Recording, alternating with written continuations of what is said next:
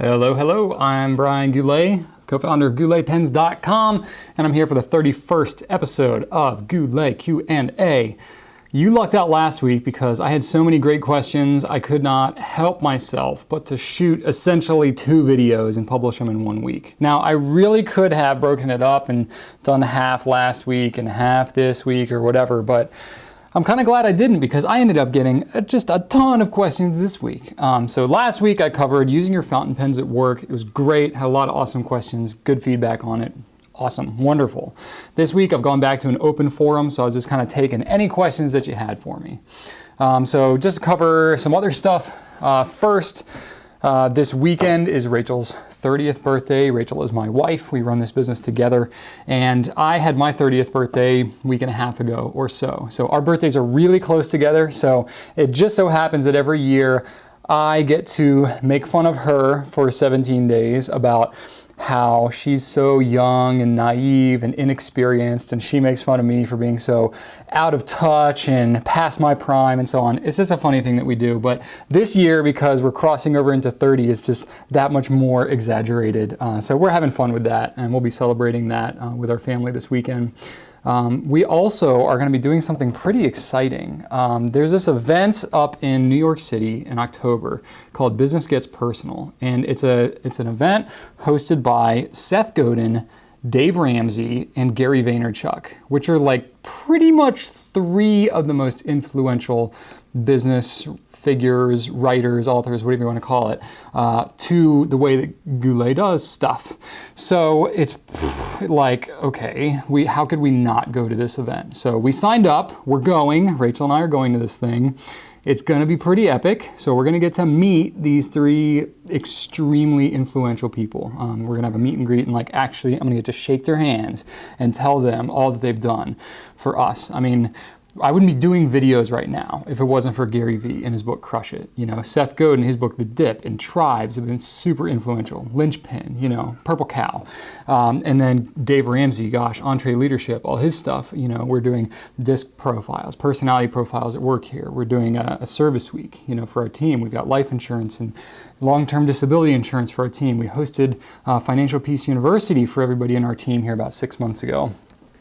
We've changed our interview process to be much more comprehensive. We've made so many internal changes because of Entree Leadership. So it's going to be awesome. I'm super excited about that. So just wanted to share that with you. And then this past weekend, I did a long bike ride. I'm an avid cyclist, really just kind of person. I don't do any racing or anything like that.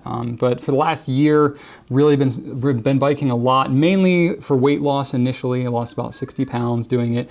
And then I have just really enjoyed cycling. So I'm an avid cyclist now, and I did a Century bike ride this past weekend, which is 100 miles in a single ride. I've done one before back in November. That was my first one. I did that one alone. This one was as a part of a charity event. So I live just outside of Richmond, and if you go from Richmond to Williamsburg and back, it's around 100 miles. So it was a fundraiser thing, and it was cool because they're building a trail in between the 2 cities. So it was neat to be able to support kind of a biking charity thing. And then it was cool because I don't do a lot of group riding. I'm normally riding solo. So it was neat to get to meet some other cyclists and all that and get to ride in a group of really fast people. And I did crash, not a big deal. I just, was packed in tight to the group, and we were slowing down at a stop sign, and I jerked my handlebars too quickly and flipped over my own handlebars. Of course I'm clipped into the bike and everything. So I tumble over and rather dramatically, and then the group just rides off without me. So I got lost, dropped by the big group. So that's okay. I was running with the big dogs, and I was okay and everything. They checked to make sure I was okay. But I got a little scuffed up here on the side, and I got some gashes on my legs. It's not a big deal. I don't want you to freak out, but it happened. So that's the first time I've crashed on my bike since I was 10 years old. So, it happens, but it was still a great ride. It was a gorgeous weekend. It was the fastest 100-mile ride that I've ever done of the 2 that I've done. So it was really pretty awesome. Okay, so that's enough of my kind of personal stuff. Let's get into it. So first off, I want to say that, I've got a ton of awesome questions. It's almost becoming a problem. because I ended up getting like 45 really pretty awesome questions this week. And it's like, shoot, you know, last week I had a ton of questions. I ended up shooting basically 2 Q&As because I had so many good questions. And now here I am this week, and I've got, you know, basically another 2.5 Q&As that I could shoot just off this week's questions. And I'm just thinking about it and like, wow, as Q&A is becoming more popular, I'm kind of going to be just like answering questions forever if I try to answer every single one. So I've been like racking my brain trying to think like, okay, what do I do? Do I just, you know, ignore half the questions? Do I kind of store them away? Originally what I've been doing is taking all the questions that I'm not answering, saving them all. And it's like, okay, well, if I ever don't get enough questions one week, I'll cycle back and, you know, I can kind of recycle old stuff. But I've never had a shortage. So I just keep accumulating more and more questions that I haven't answered yet. So it's really tough because I inherently want to answer everybody. I want to answer every question, and I just don't have the time to do that. I could go back and post. Most of the questions are coming off Facebook. I could go back and post on Facebook, but honestly, to answer them in type is like, for time-wise, I might as well just shoot another video. So I'm really in a dilemma. So I've been talking to my team, and it's like, what do I do here? Because this isn't sustainable. As I get more and more questions, I might get 100 questions or 200 questions in the future. You know, I just can't keep answering every single question. So what I'm doing is I'm answering the questions that are, I believe, most universally appealing, universally applicable to the audience, you guys. So I'm kind of sifting through the things that I feel most competent answering, the things that are most relevant to what's going on right now with me and kind of what's going on in the pen world. And then, stuff that is, most impactful, I guess. Some of the questions, the ones that I will leave out, are ones that are too specific, or I don't have enough information to give an educated answer, or it's just way outside my area of expertise. Those are the ones that I end up leaving out. So I apologize for that, but if you have like a specific question and you really need it answered and I don't cover it in Q&A, you can always repost it the following week, or if you want to email gouletqa@gouletpens.com. So that's Goulet, letter Q-A, @gouletpens.com.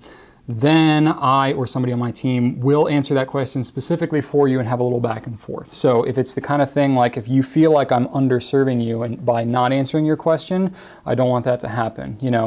If it's not that big a deal and you just, thought it would be cool to have your question answered, great. You don't need to go any further than that. But if you really need an answer, email me. Okay, so that said, I'm just loving the engagement that I'm getting. I'm loving all the questions. Keep them coming. I really enjoy all the questions you guys are asking. So that said, I have about an hour here to cover as many questions as I can. I kind of narrowed it down to about 27 that I felt I could speak the most competently about. Oh, my microphone wire's like all up in me. Okay. So, first question we have here, NoFuture, NoHope on Facebook. Are there 2 versions of the Pilot Metropolitan? I'm in Europe and the Con 50 does not fit, but the standard international seems to fit perfectly. Okay, yes, there are actually 2 versions. This is weird, and I don't know why, but in Europe, the Pilot Metropolitan, it looks exactly the same, is called the Pilot MR. That's technically the name that it is in the US too, but for marketing purposes, MR doesn't really mean anything, so they changed it to Metropolitan.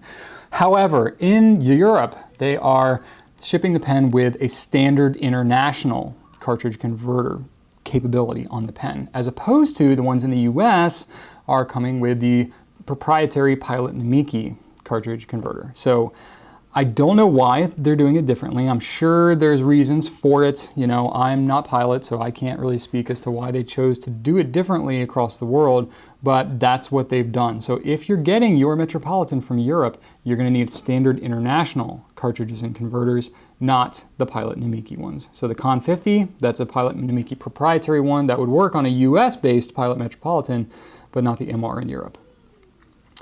All right, at LENMV on Twitter, you asked, sometimes the cartridge converter in my Platinum Cool gets tough to twist. Is it fixable or should I get a new one? Yeah, it is fixable. So I have a Platinum Cool here, Platinum Cool, okay, that's what you asked about. Okay, well, I have a Platinum Cool. That's very lucky that I just happen to have one there. And so the Platinum converter, there's only one of them. Oh, my daughter's yelling like crazy out there. Sorry about that. I'm not sure if you can hear it in the microphone, but my kids are getting a little fussy every now and then. But So here's the platinum converter.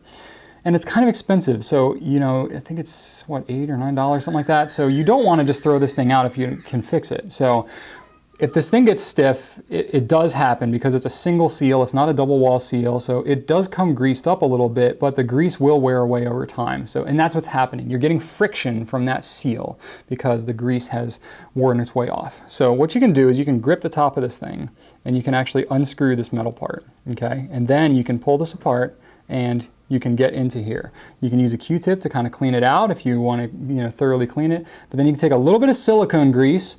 I'm not sure if I have any on me here. I don't think I do. But you just put it on that seal and then, you know, kind of reassemble the thing. There are some little parts and pieces in here, so make sure you know, pay attention when you're taking it apart. Screw it back together, and then it'll be like a whole new converter. It'll be like brand new once you grease that thing up. So that's what you want to do.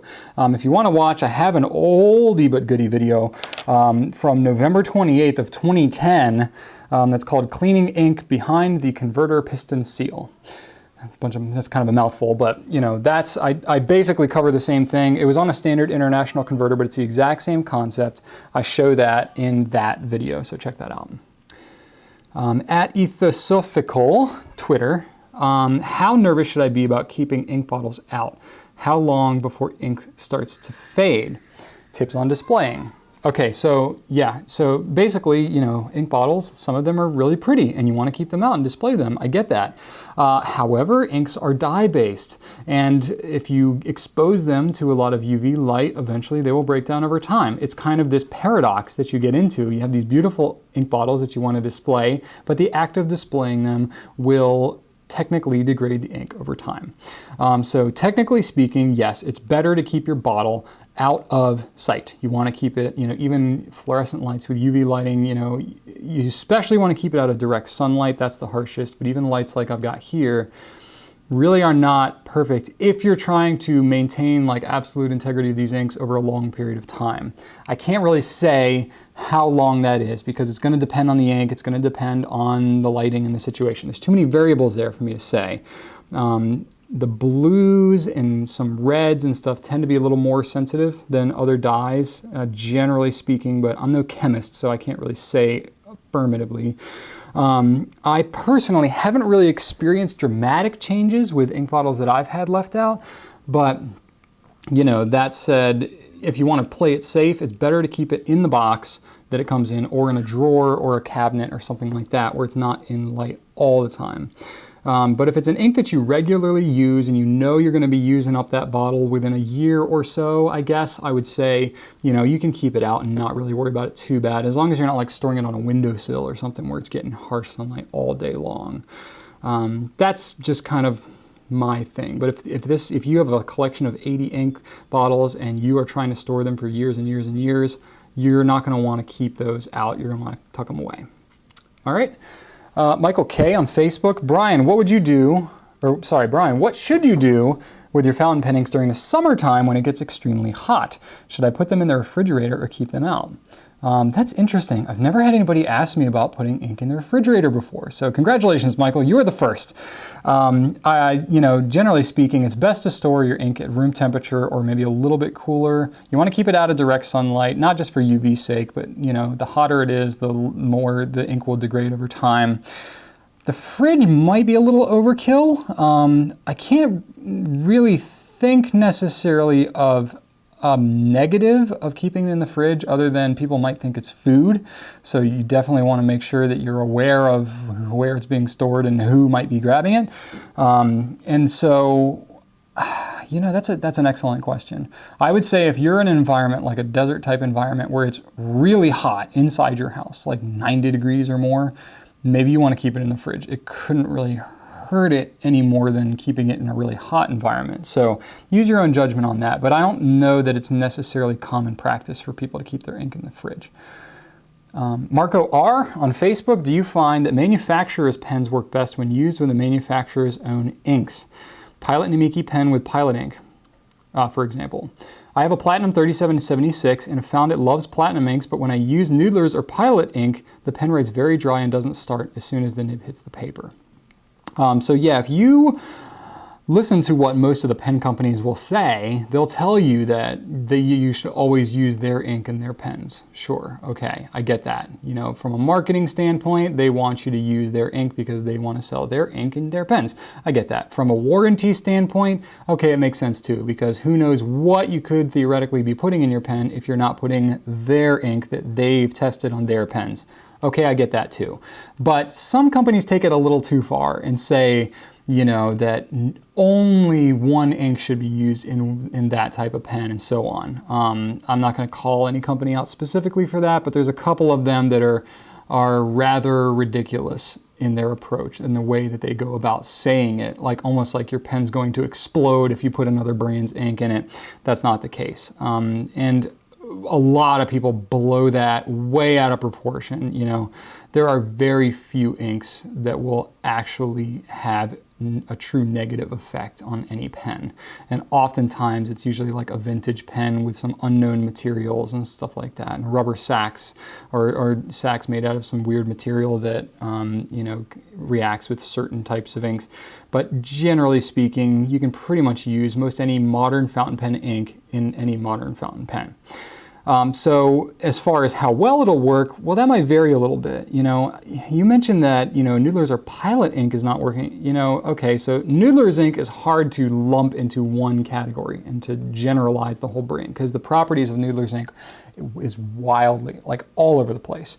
They've got more varying properties on their ink line than anyone else by far.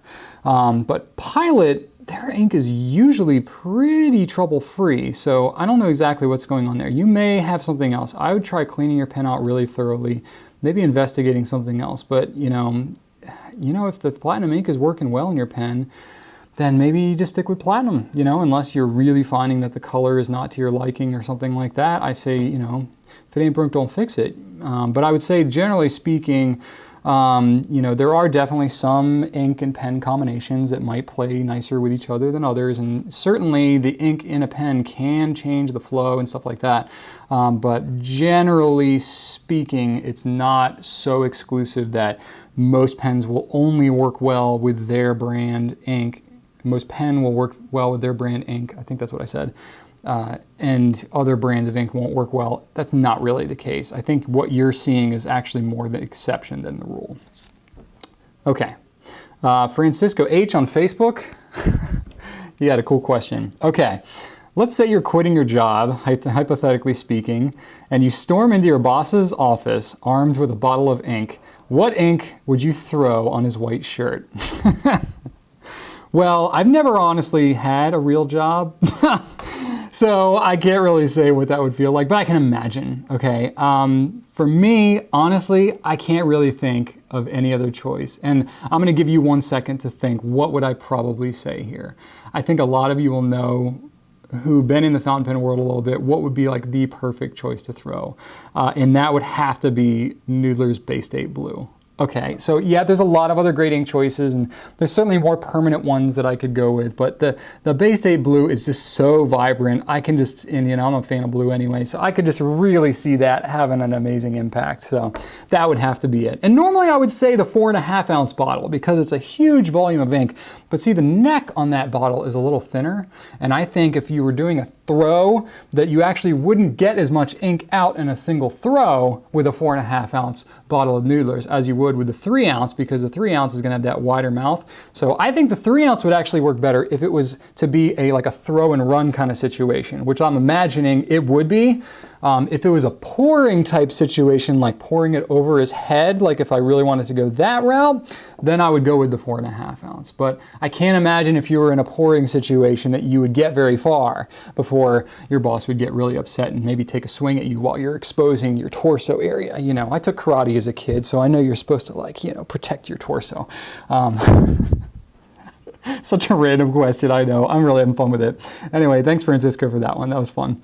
All right, Ricardo L on Facebook. Hi Brian, what's your take on the current overall state of the fountain pen industry or market? Where do you see it and your company in 5 years? Okay, like, man, all right, where do you see yourself in 5 years? Like, what an interview question. We ask that question here when we interview, and every time I'm thinking to myself, like, man, I'm glad I don't have to answer this. And it's funny because, we're steeped in trying to do our company mission and purpose, vision, values, all that good stuff right now. Actually, the whole rest of my day today, after I shoot this video, we'll be meeting one-on-one with, about 7 or 8 more members of my team. I've met one-on-one with everybody. We've been doing regular weekly meetings as a whole company to talk about our mission, values, all that kind of stuff. So we're in the final stages of kind of like tweaking the verbiage and all that. That's something we'll be coming out with. I can't promise how soon, but we're close to finally tweaking it and getting it out there. But anyway, so yes, what was your question? Sorry, I really got derailed. Okay, so we'll save that part to the second part of the question. What's your take on the current overall state of the fountain pen industry? Gosh, it's hard to say because I haven't even been around 5 years yet. My story, if you're not familiar with it, I came from the pen making world. I actually just happen to have one of the pens that I made here. This is an old pen that I made, out of wood. This is a box elder burl. And, I came from the pen making world. I didn't know anything about fountain pens. I was dealing all with roller balls. And it wasn't until I went to the fountain pen show in Washington, D.C. in 2009 when I was kind of exposed to this world of fountain pens. And it wasn't really the pens themselves or really anything at the show. It just kind of showed me like, wow, there's this community of people that are really into this stuff. Let me find out more. Went on Fountain Pen Network, started tearing it up. That was in late 2009. So it hasn't even been 5 years yet since I really kind of discovered fountain pens. So I personally don't have the perspective that somebody who's been around in the business for decades would have on fountain pens. But I do obviously interact with a lot of different manufacturers, vendors, and I ask a lot of those types of questions. I can say that as far as the overall state of the fountain pen industry, like any other industry, since the internet has come around, things are changing, right? And I think that old established companies are dealing with change, and there are newer companies that are becoming established in kind of this new world that are also a part of that change. I will say that like some of the older, more established companies that I'm seeing that are owned as part of a portfolio within a larger company. I won't call out any specific companies, but just generally speaking, I've had a little bit harder time getting innovative ideas and innovative products to come from the companies that are part of a larger portfolio of companies, if you will. Mainly because I think they are kind of aging with the population. These are companies that have been around a long time. The baby boomers and whatnot that have been more or less raised using fountain pens, they're the ones that are kind of getting up, and now they're getting into their later years and buying limited edition stuff and more expensive things. But I'm not seeing a lot of inexpensive kind of introductory pens coming from those more established companies. That's not a blanket statement that I can make for every company, but as in general, that's kind of what I've seen personally. Where I've seen some of the more exciting stuff coming out has been from relatively newer companies like TWSBI and Noodlers, Monteverde and Jinhao, Edison, these smaller companies, Bexley, smaller companies that haven't been around for decades and are really small and nimble that can adapt and come out with innovative products that don't have to have like huge amounts of R&D and stuff like that necessarily, or aren't trying to distribute things worldwide, that are really kind of focusing on just internet retailing, maybe. And that's not even the case with all these, but the internet has really changed everything, especially as far as fountain pens go, because more and more brick and mortar fountain pen stores are closing down. So already most people don't have a fountain pen store nearby, but the internet has allowed companies like me to crop up and start to serve people who have an interest in fountain pens. So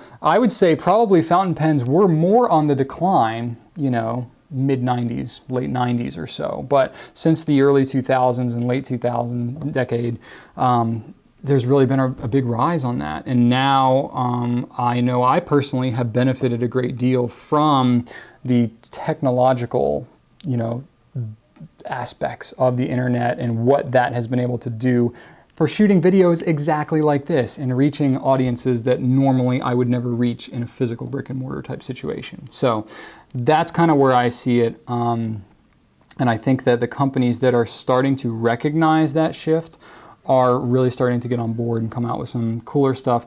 The industry as a whole is going to have to recognize that the future of the fountain pen market relies on education about getting people to see the benefits of using these pens and teaching people how to use them, because people aren't being taught in school. Most of the schools don't even teach cursive anymore. So in one way, it's pretty cool because the people that are into fountain pens now are there because they want to be. You know, they're not being forced to use fountain pens. So it kind of weeds out the people who are just using them functionally, and people are now using them passionately. So there's a passion in the fountain pen world that you just don't see in many other places, because the people who are there because they want to be there. And we all kind of share that common thread, which is really cool.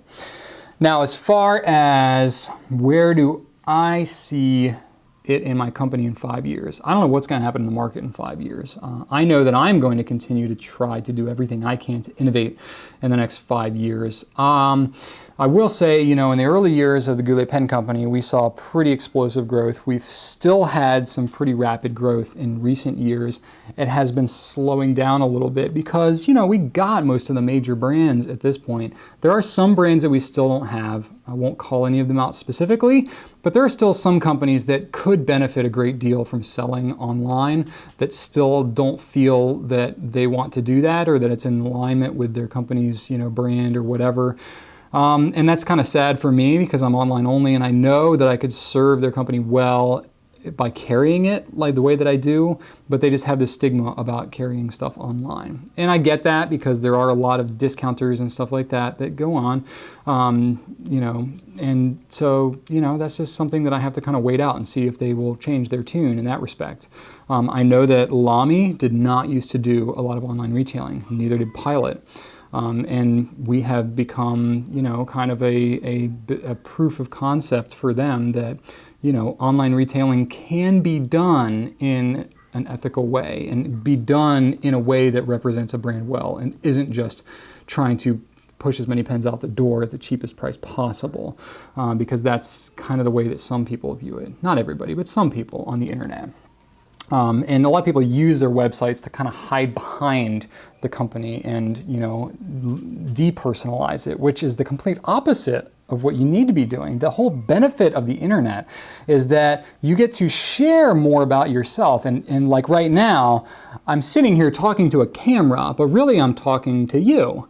And that's really kind of cool because you get the experience of sitting across the table from me, and I get to talk to you about everything that I know. And you can watch it and rewatch it as many times as you want, to the point where you've memorized it if you want.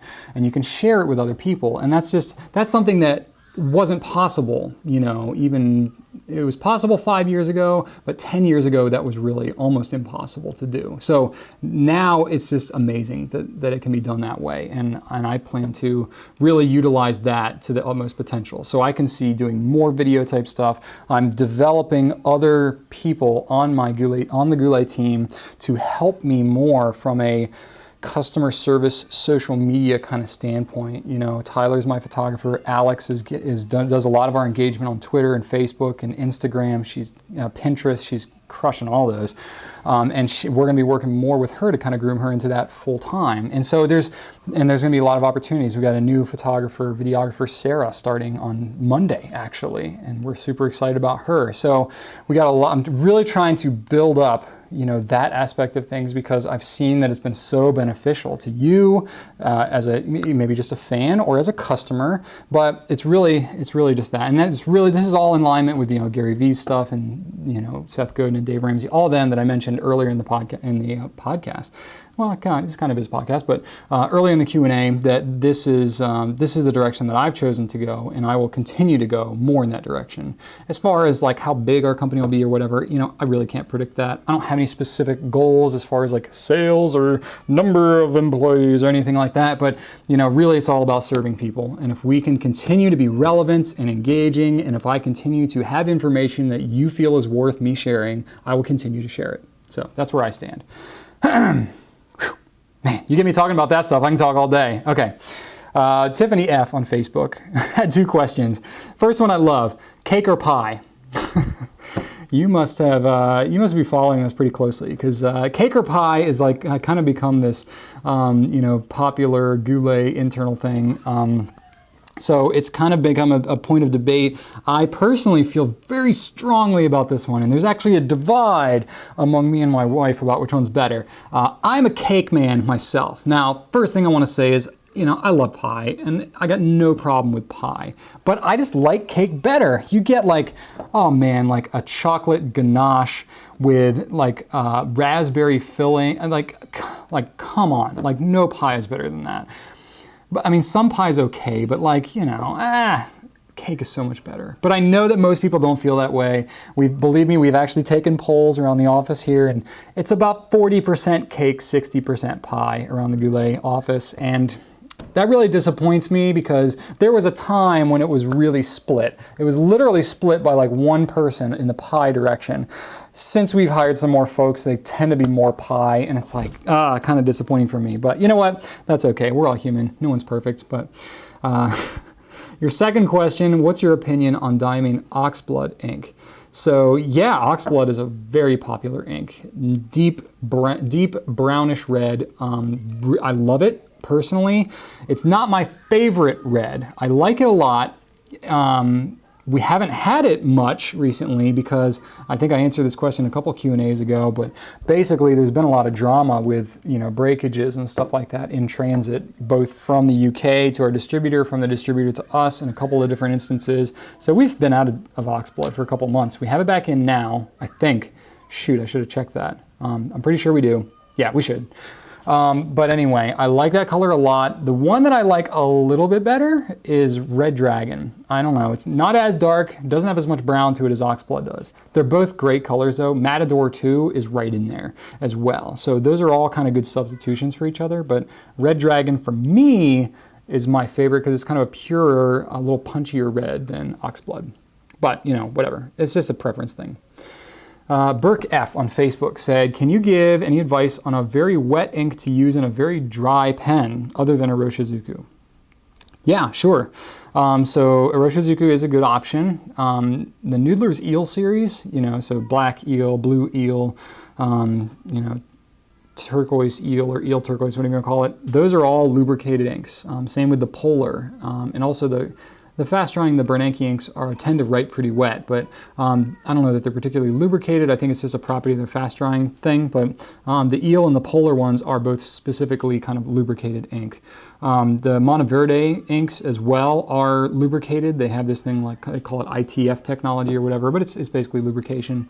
Diatramentis tends to be pretty wet writing ink as well, kind of as a whole. I mean, they've got hundreds of colors in their line, but in general, I would say most of their inks tend to be pretty well lubricated.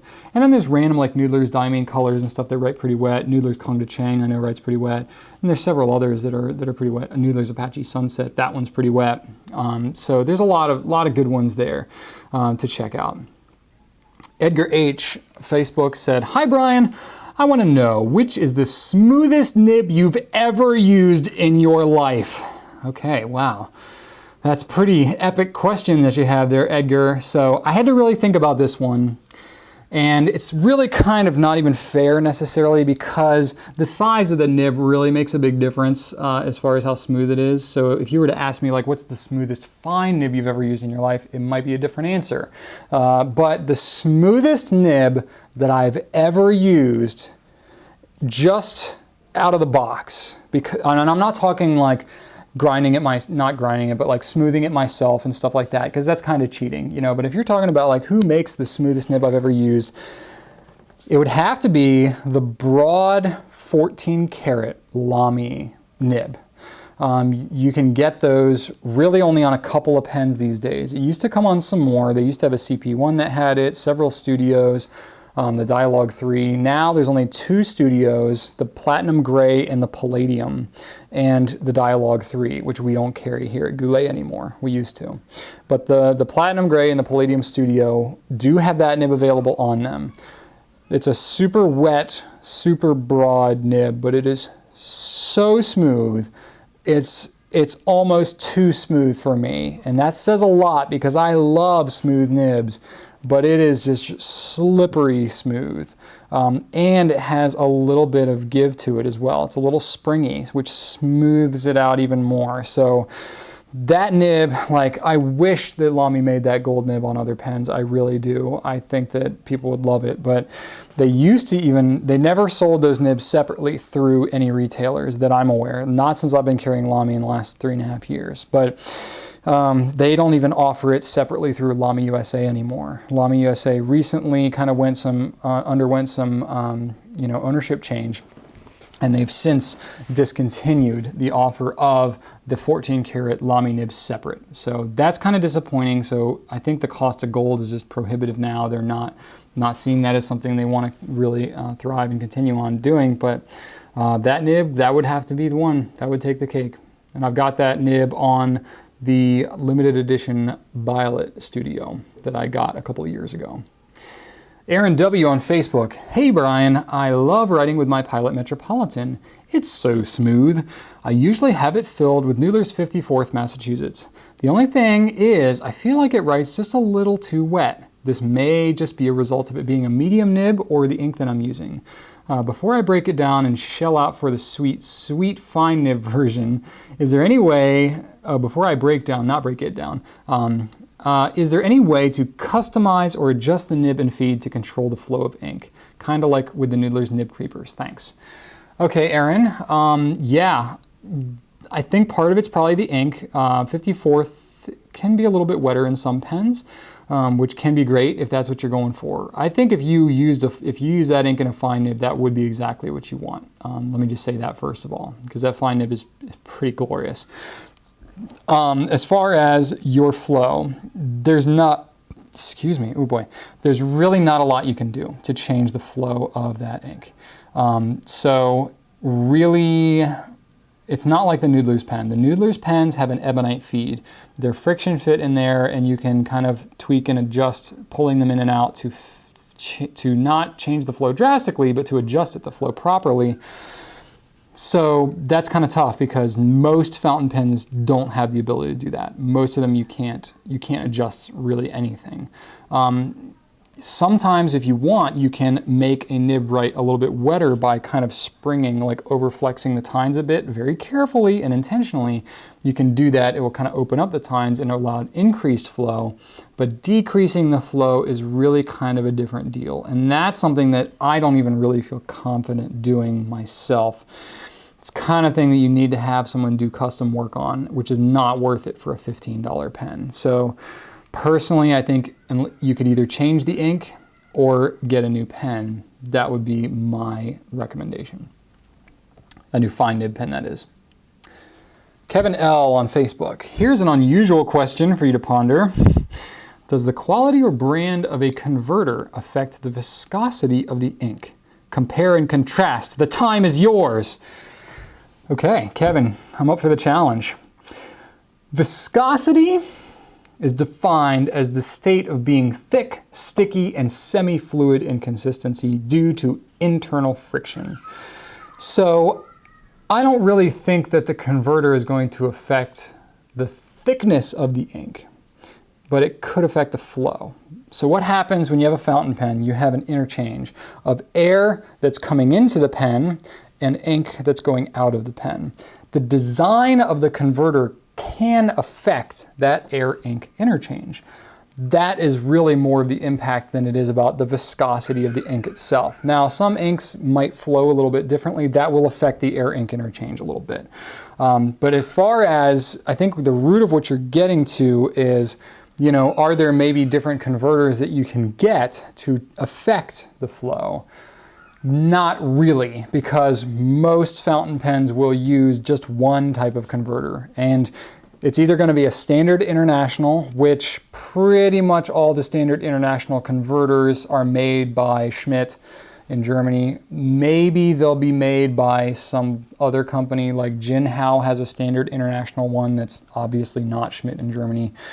But you often don't really have a choice between the ones that you're using. I'm thinking like Monteverde has on their Artista Crystal, they have like a little bit smaller version, or they have the Monteverde Mini converter, or Coeco has a short converter that you can use.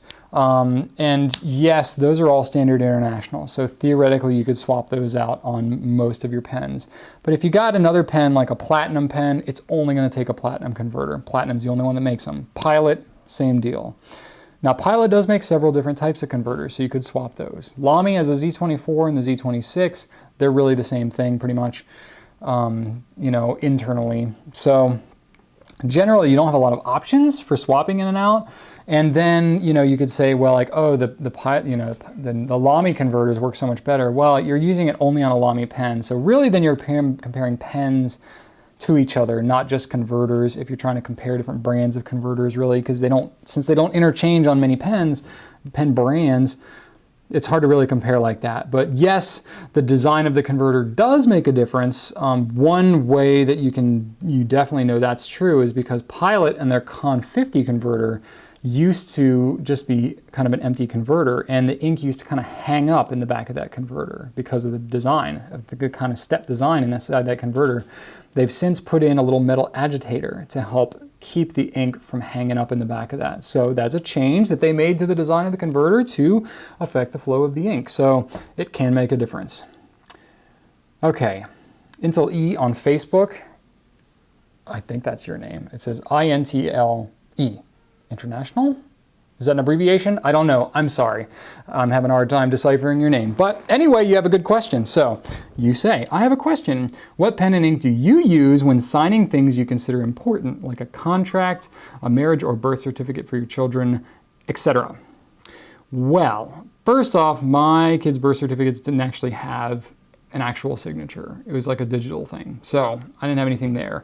My marriage license, we got married before I discovered fountain pens. So I'm pretty sure we just used whatever kind of pen was laying around. Unfortunately, I didn't know back then. But anyway, I've used Liberty's Elysium to sign my mortgage and my will. And that ink is just, it's personally meaningful to me. It is a permanent ink, so it's going to be around there forever. Basically, and it just, it's a blue ink, love it. So whenever I can sign a document in blue ink, Liberty's Elysium is usually my go-to. 54th Massachusetts would also be a great choice, but that ink didn't come out until after I'd done both of those things. Noodles Black is also my kind of go-to. Some documents you have to sign in black, so that is my go-to for when I have to sign things in black. But signed a number of different contracts and work-related things, and those inks will usually be my go-to. All right, Ray C on Facebook. If you were an ink, which would you be and why? That's a good question. It's, I'm totally biased. I'm just totally biased. It would have to be Liberty's Elysium. I won't really get too metaphorical into it, but I put a lot of consideration into that ink. It's the Goulet blue. It's like almost a perfect match. It's permanent, but not too permanent. Not where the point where it causes all kinds of issues using it. It's very meaningful to me. I got Patrick Henry in there.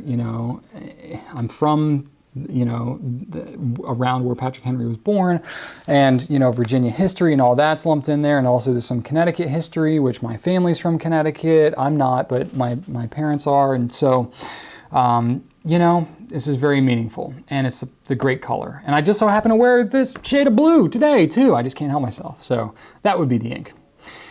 Joey H on Facebook. What's your favorite shading blue ink? I'm getting a lot of great blue ink questions here. I actually didn't put Liberty's Elysium in this one because of the permanent properties that it has. It does shade pretty well, but it's not like the best shading blue ink. So I included a couple. I got a couple turquoises and a couple different blues. Diamine Marine, love that turquoise, the way it shades and all that. That's been a favorite of mine for years. Noodles Navajo turquoise, that one shades really intensely as well. I like that one too. If I'm going for a deep blue, this one doesn't necessarily shade, but it has a sheen. Diamine Majestic Blue. It's a dark blue, which I really like to use sometimes, and it has kind of this red intense sheen to it, which is just really cool. Don't see that on a lot of inks. And then the last one, you know, I like Noodles Blue or Blue Eel. They could be interchangeable. It's a nice mid-range blue, similar to Liberty Silicium. That was actually the color that kind of inspired Liberty Silicium. I originally wanted basically a Noodles Blue with permanent properties. That was kind of what I wanted with Liberty Silicium. But it's shades a little bit better because the properties that make Liberty Silicium permanent cause it to soak into the paper a little bit more, a little bit deeper, and get kind of a little bit more muted color than Noodles Blue, the pure Noodles Blue, because there's no permanence to that one. If you want to go like a step deeper into the permanence, you can go like Noodles Upper Ganges Blue, or you can get like Periwinkle or Luxury Blue. Those almost look chalky because they're so permanent and so they absorb so deeply into the paper, they really lose any kind of shading or, you know, properties like that.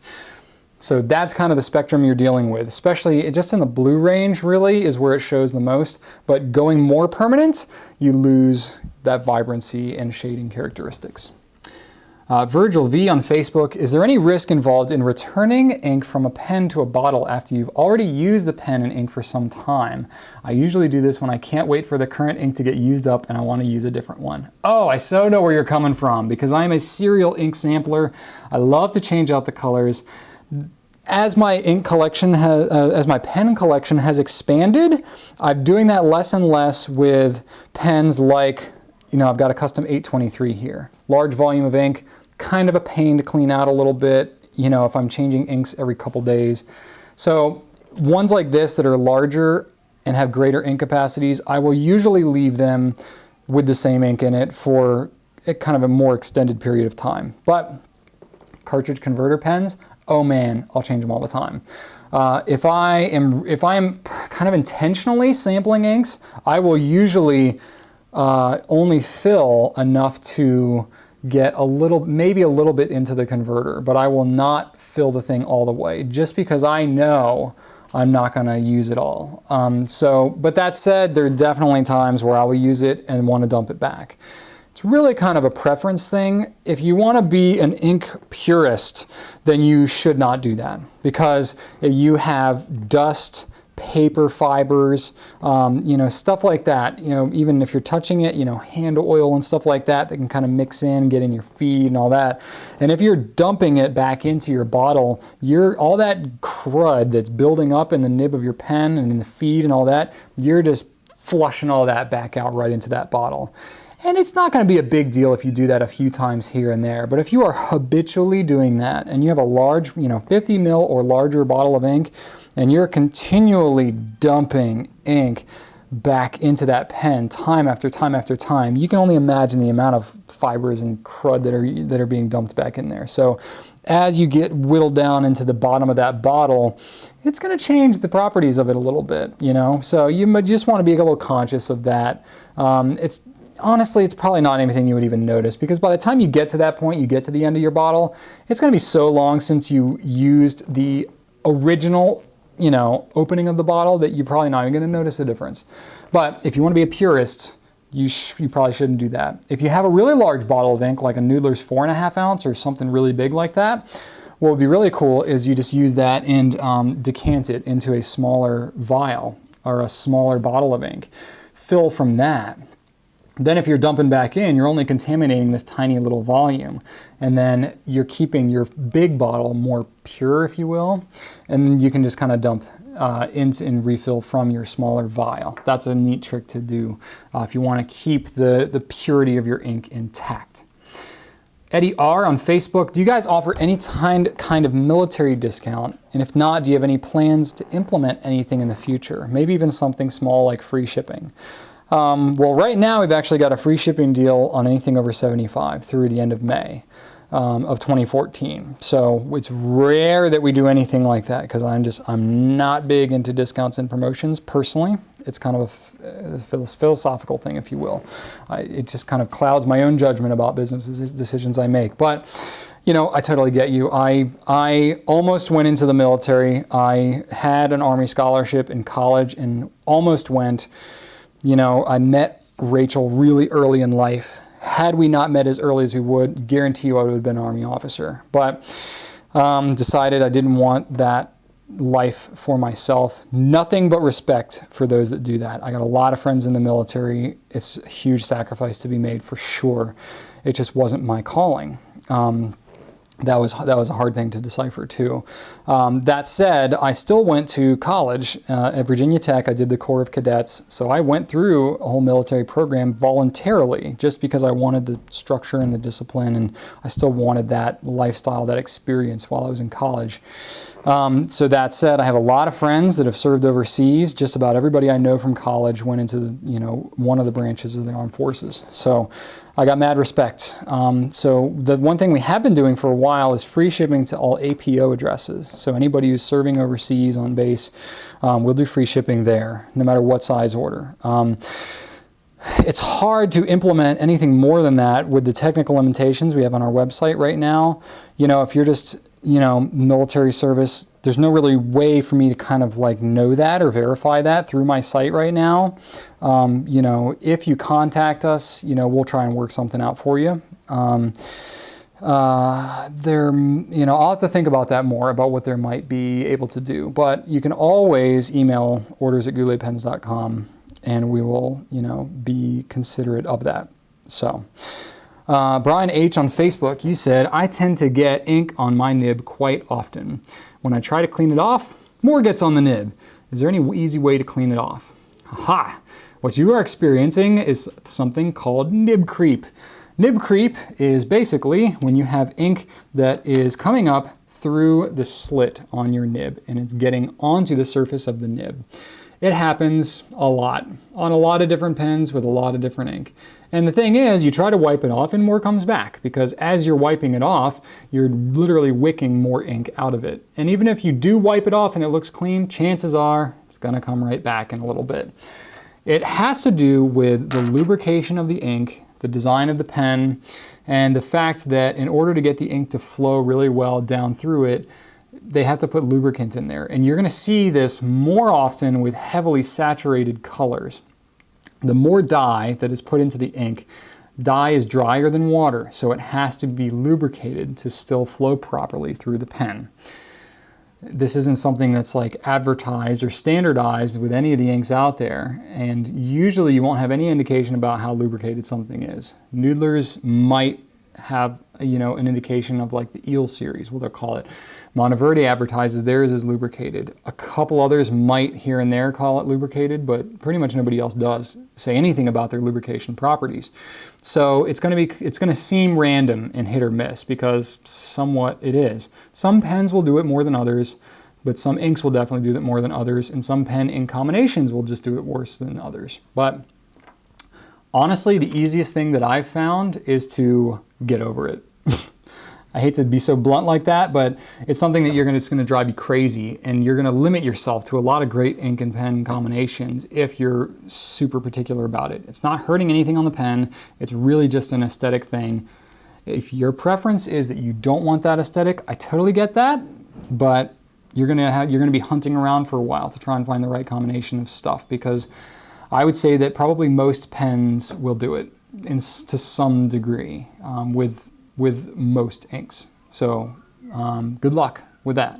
There's lots of conversations that go on though on like Fountain Pen Network and stuff like that about inks and pens and stuff like that that will minimize nib creep. So now that you know what it's called, go searching for threads on nib creep, and you can do some more research for yourself and see what works out.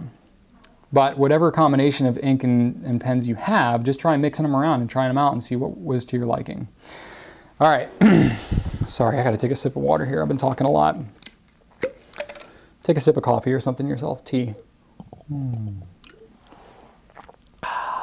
Love this more laid back Q&A format because I can do stuff like this. Bear with me. All right, Chuck R.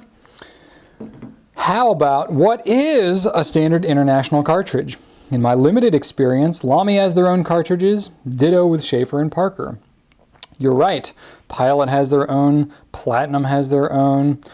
Gosh, a lot of people have their own. So basically, I'm not like super historical, okay? So I had to do a little research on this, and I don't have any specific dates and stuff like that, but I can generalize. the history here. So basically, fountain pens came out. They had the lever fill system. They had some other systems that were coming out. Really helped a lot with the reliability. And it was kind of revolutionary to have a concept of a pen that would carry its ink with it and didn't need a separate dipping inkwell thing. That was really revolutionary back in the early 1900s, early to mid 1900s. As the fountain pens became more reliable, the concept of a cartridge came out, the ability to bring refills with you that you could pop in and out, make them disposable, and you would essentially never run out of ink. So you didn't even have to bring a bottle of ink with you. You could really just fill on the go. It was a lot cleaner.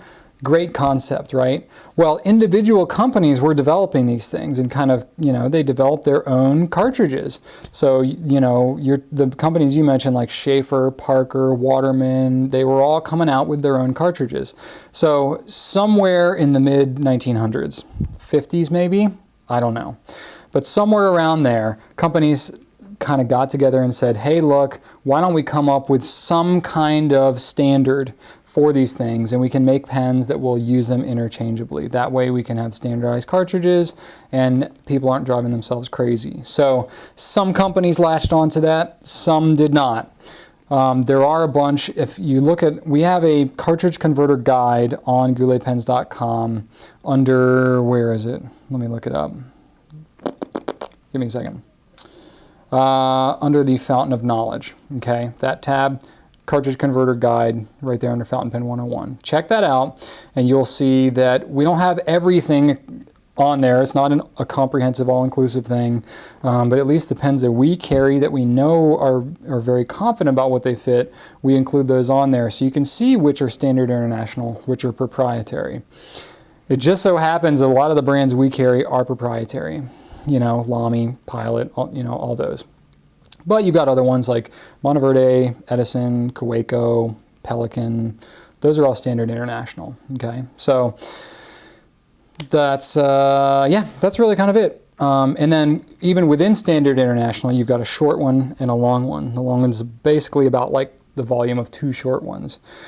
Unless you have a really short pen, like some of the Kaweco ones may not fit those long ones, but basically any pen that will fit a full-size standard international converter will also fit those long standard international cartridges, such as the Pelican Edelstein cartridges that just came out this week. Those ones you can use on Monteverde pens and Edison pens and so on. So there you go. All right, Prashanth S. on Facebook asked a really interesting question, and I'm going to try not to ramble forever on it. You asked, what is the best part of owning your own business? And then what is the worst part of owning your own business?